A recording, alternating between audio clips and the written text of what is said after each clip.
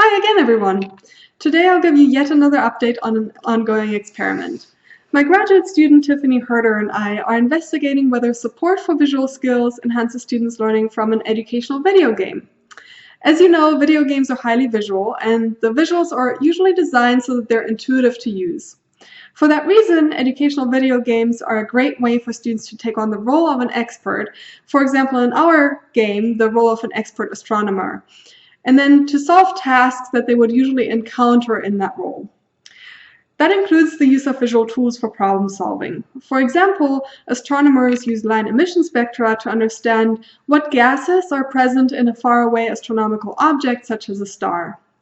Now, we're interested in whether students' interactions with these visuals help them learn just because they're designed to be intuitive, or whether students need extra support to learn from these visuals.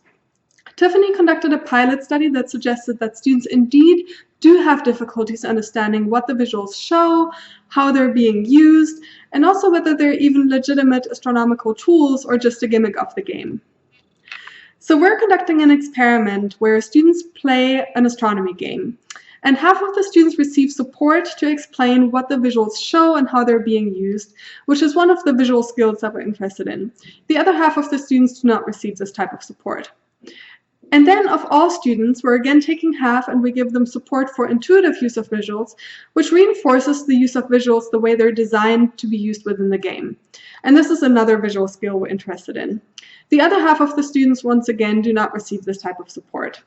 So altogether, the experiment has 4 conditions, where 1 condition receives no support, 2 conditions receive support for only one of the visual skills, and 1 condition receives support for both visual skills.